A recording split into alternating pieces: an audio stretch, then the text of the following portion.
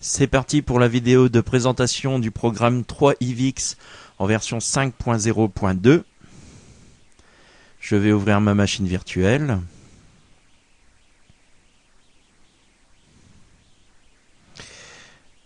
Alors, pour les besoins de la présentation, j'ai pris le programme VirtualDub, histoire de vous montrer un petit peu le codec en action.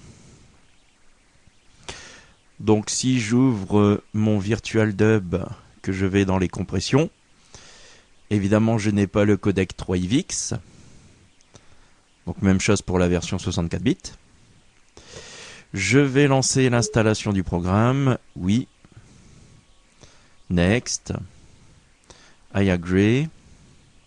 Install. No Media Player Found. OK. OK. Décidément, ça insiste. Alors, je vais fermer. Installation complète. Finish. Je vais donc ouvrir mon VirtualDub. Si je vais dans compression, j'ai bien donc mon codeur 3IVX qui se trouve ici, avec la configuration du codec ici. Pour la configuration, j'y reviendrai tout à l'heure.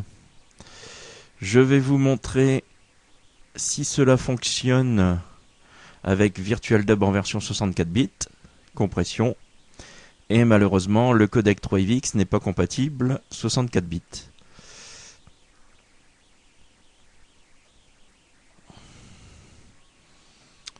Alors je vais vous montrer un petit peu.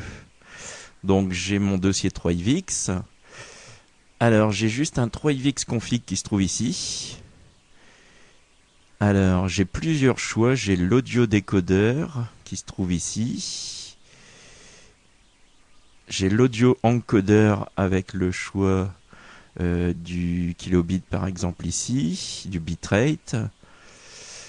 J'ai Media Mux et Splitter. Alors personnellement je ne sais pas trop à quoi ça sert. J'ai le vidéo décodeur forcément, avec le direct show priorité ici. Alors le décodeur qui est capable de faire le DivX3, le 4, le 5 et le Xvid aussi. Et le vidéo encodeur, donc avec plusieurs choix. Un choix basé sur une qualité constante, avec un pourcentage ici. Personnellement c'est ce que je préfère. L'average bitrate, avec le bitrate qui se trouve ici. Hormis l'average, on a le constant bitrate ici. Et on a la première passe et la deuxième passe qui se trouve ici. On a des fonctionnalités avancées ici. Et voilà pour la configuration du codec 3IVX. Je vais donc l'ouvrir avec VirtualDub 32 bits puisque la version 64 bits ne fonctionne pas.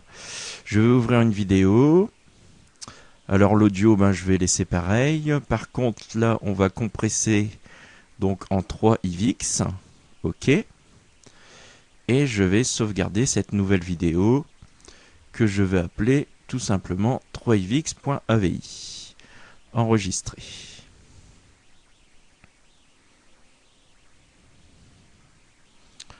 Alors, c'est plutôt rapide, tant mieux.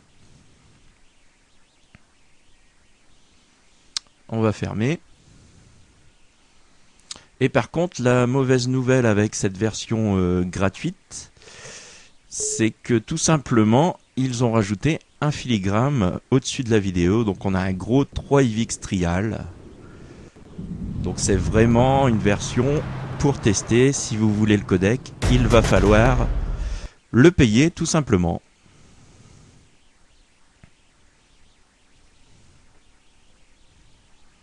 Voilà, c'est tout pour cette présentation de logiciel.